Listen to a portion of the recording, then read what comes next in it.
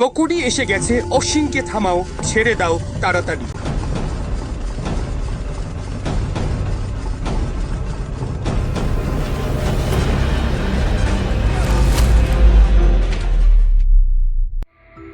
নয় আগস্ট 1925 সালে লখনৌ থেকে কিছুটা দূরে কাকুরি ও আলমাগুরের মাঝে ট্রেনে নিয়ে যাওয়া হচ্ছিল সরকারি খাজানা, আর সেই খাজানা লুটে নেওয়া হয়।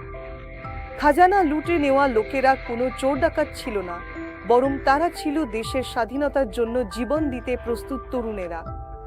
তাদের মধ্যে ছিলেন রামপ্রসাদ বিসমিল, চন্দ্রশেখর আজাদ, আশফাক উল্লাহ খান এবং তাদের আরও কিছু সাথী, যারা একসঙ্গে কাকুরি কাণ্ড ঘটিয়েছিলেন। চাবি দাও, দেখো তোমরা কেউই বাঁচতে পারবে না। চাবি দাও, আমার কাছে চাবি নেই, আমার কাছে চাবি নেই জানুয়াদের।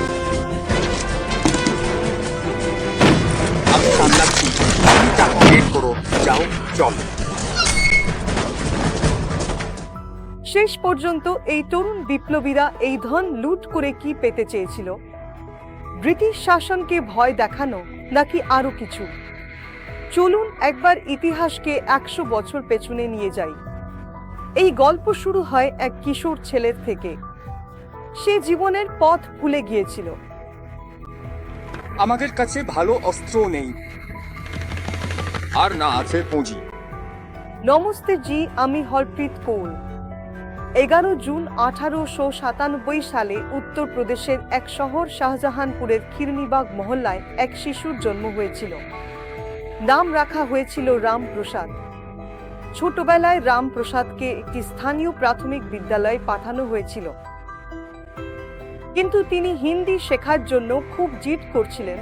কিন্তু তার বাবা উর্দু মাধ্যমে পড়াশোনা করানোর সিদ্ধান্ত নেন এবং তাকে শাহজাহানপুরের ইসলামিয়া স্কুলে ভর্তি করিয়ে দেন।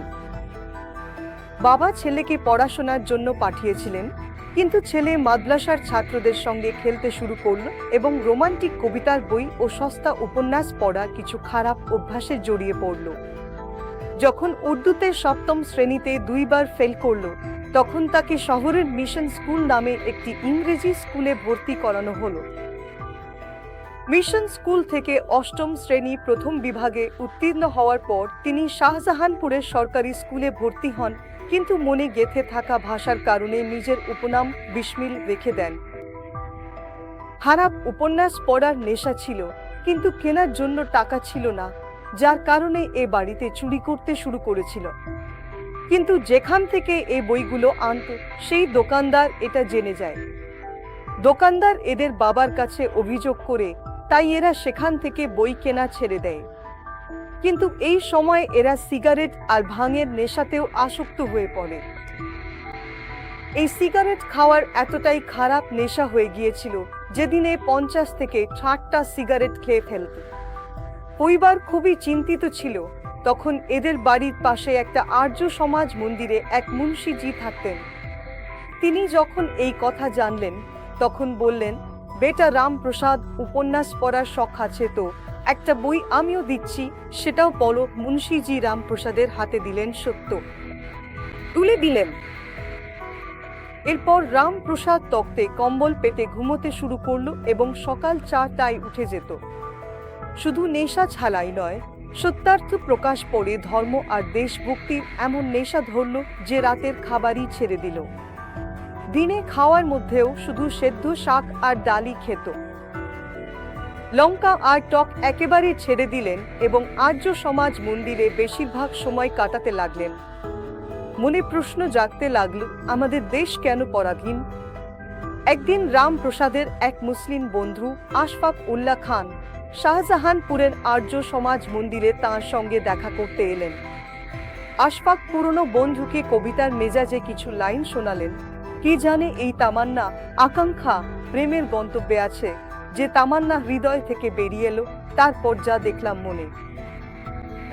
এমন কিছু পংক্তিতে বাহা বলে রামপ্রসাদ হাসলেন, আর আশফাক একটু অস্বস্তি বোধ করলেন।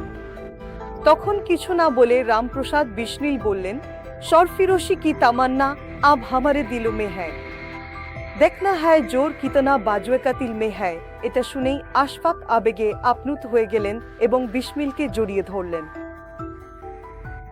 আশফাককেও সত্যার্থ প্রকাশ করতে দেওয়া হয়েছিল। এরপর আশফাকও নিজেকে বিপ্লবের বলিপিঠে উৎসর্গ করার জন্য প্রস্তুত হয়ে গেলেন। যদিও দুই তরুণী গান্ধীজির অসহযোগ আন্দোলন দ্বারা প্রভাবিত হয়েছিলেন, তারা মনে করতেন গান্ধীর পথ অনুসরণ করেই স্বাধীনতা অর্জন করা সম্ভব, কিন্তু খুব শীঘ্রই এই ভাবনা চাপা পড়ে গেল। আসলে তখন সালটা ছিল 1922। ওই বছর উত্তর প্রদেশের গোরখপুর জেলার এক ছোট শহর চৌরি চৌরা কাণ্ড ঘটেছিল। পুলিশ যখন অসহযোগ আন্দোলনের দেশপ্রেমিকদের মিছিলে গুলি চালায়, তখন ক্ষুব্ধ জনতা চৌরি চৌরা থানায় আগুন লাগিয়ে দেয়। ডজন খানেক পুলিশ কর্মীর মৃত্যু হয়। চৌরি চৌরা কাণ্ডের পর গান্ধীজি অসহযোগ আন্দোলন প্রত্যাহার করে নেন, যা এই আন্দোলনের সঙ্গে যুক্ত অনেক মানুষকে ক্ষোভে ভরিয়ে তোলে। এই ক্ষোভে ভরা একজন যুবক ছিলেন রামপ্রসাদ বিসমিল, যিনি আমেরিকার স্বাধীনতা আন্দোলন থেকে খুবই প্রভাবিত ছিলেন। কিন্তু তিনি কংগ্রেস ও গান্ধীজির পদ্ধতিতে একমত ছিলেন না। তাই তিনি একটি নতুন দল গঠন করেন। নাম দেন Hindustan Republican association.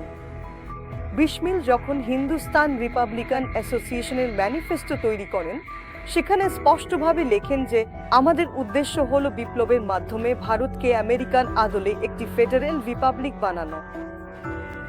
Bismil Hindustan Republican অ্যাসোসিয়েশনের ম্যানিফেস্টো এমনভাবে তৈরি করেছিলেন যে চন্দ্রশেখর আজাদ, আশফাক উল্লাহ খানও এতে খুবই প্রভাবিত হন।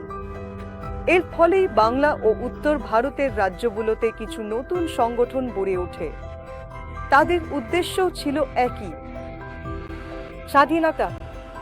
এখন যখন বিপ্লব শুরু হয়ে গেছে, তখন বন্দুকেরও দরকার ছিল, আর তার জন্য দরকার ছিল টাকা। না তো আমাদের কাছে ভালো অস্ত্র আছে, আর নাই পুঁজি আছে। ইংরেজদের ভয়ে মানুষ চাঁদা দিতে ভয় পেত, তাই প্রথমে এরা ঠিক করেছিল যে ধনী আর সম্পন্ন মানুষদের লুটবে। কিন্তু এতে সংগঠনের বদনাম হচ্ছিল, তাই বিসমিল সিদ্ধান্ত নিলেন যে এখন থেকে ভারতীয়দের লুটবে না, লুটবে তাদের যারা ইংরেজ হয়ে ভারতকে লুটছে। কাকোরি কাণ্ডের প্ল্যানও এভাবেই তৈরি হয়েছিল। এখন তারা প্রস্তুত। একদিন যখন বিসমিল ট্রেনে যাচ্ছিলেন, তিনি দেখলেন যে স্টেশন মাস্টার একটি থলি নিয়ে এলেন এবং ট্রেনের গার্ডের হাতে দিলেন। গার্ড সেই থলিটা একটা সিন্ধুকে রেখে দিল। তখনই বিসমিল সিন্ধুকে লুট করার প্ল্যান করলেন। পার্টি অফিসে পৌঁছে তিনি তার সঙ্গীদের এই কথা জানালেন এবং ট্রেন লুটের পুরো পরিকল্পনা তৈরি করা হলো। কাকোরিতে ট্রেন লুট করা হয়েছিল। সিন্ধুক ভেঙে 3টি গাঁঠে থলি বেঁধে তারা সেখান থেকে পালিয়ে গেল। কিন্তু এই তাড়াহুড়োয় তাদের একটি চাদর সেখানেই পড়ে রইল। তদন্তের জন্য পুলিশ এলে তারা ওই চাদরটি পেয়ে যায়। চাদরটিতে ধোপার চিহ্ন ছিল, যার মাধ্যমে পুলিশ জানতে পারে এই চাদরটি শাহজাহানপুরে ধোয়া হয়েছিল। সেখানে গিয়ে জিজ্ঞাসাবাদ করলে জানা যায় চাদরটি ছিল বনারসি লালের। বনারসি লাল ছিলেন বিসমিলের সাথী। পুলিশ তাকে ভয় দেখালে সে পুরো ঘটনা বলে দেয়। এই ঘটনায় পুলিশ তল্লাশি শুরু করে এবং 26 সেপ্টেম্বর 1925-এর রাতে বিসমিলকে গ্রেপ্তার করা হয়। এছাড়াও ভারতের নানা প্রান্ত থেকে আরও 40 জন বিপ্লবীকে গ্রেপ্তার করা হয়। রামপ্রসাদ বিসমিল, রাজেন্দ্রনাথ লোহিড়ী, আশফাক উল্লাহ খান এবং ঠাকুর রোশন সিংহকে ফাঁসির সাজা দেওয়া হয়। এছাড়াও আরও 12 জন বিপ্লবীকে 5 থেকে 10 বছর পর্যন্ত কারাদণ্ড দেওয়া হয়। এদের মধ্যে অনেকের সাজা পরে আজীবন কারাবাসে পরিবর্তিত হয়। এর 8 মাস পরে 19 ডিসেম্বর 1927 রামপ্রসাদ বিসমিল, আশফাক উল্লাহ খান এবং ঠাকুর রোশন সিংহকে ফাঁসি দেওয়া হয়। রাজেন্দ্রনাথ লাহিড়ীকে এর 2 দিন আগে অর্থাৎ 17 ডিসেম্বরেই ফাঁসি দেওয়া হয়েছিল। এই বিপ্লবের গল্পগুলি আমাদের গৌরবময় ইতিহাসের অংশ। এরা সবাই নিঃসন্দেহে মহান মানুষ ছিলেন। আজ এরা কেউ নেই, কিন্তু এদের গল্প আমাদের মাঝে চিরকাল থাকবে। বিসমিলের আত্মজীবনী, যা তিনি জেলে থাকাকালীন লিখেছিলেন, তার শেষ অংশ পড়লে বোঝা যায় তখনও সাধারণ হিন্দুস্তানি আজকের মতোই ছিল। কেবল কিছু মানুষই ছিলেন যারা স্বাধীনতার জন্য প্রাণ দিতে প্রস্তুত ছিলেন। বিসমিল লেখেন, আমি জেল থেকে পালানোর অনেক চেষ্টা করেছি, কিন্তু বাইরে থেকে কোনো সাহায্য পাইনি।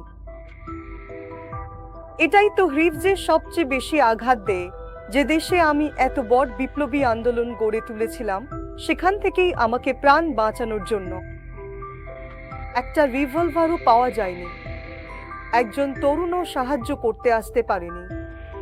শেষ পর্যন্ত আমি ফাঁসি পাচ্ছি, কিন্তু ফাঁসি পাওয়ার জন্য আমার কোনো আফসোস নেই, কারণ আমি এই সিদ্ধান্তে পৌঁছেছি যে ঈশ্বরের এটাই ইচ্ছা ছিল। পণ্ডিত রাম প্রসাদ বিসমিল জির শহীদকে আর্য সমাজের পক্ষ থেকে শত প্রণাম।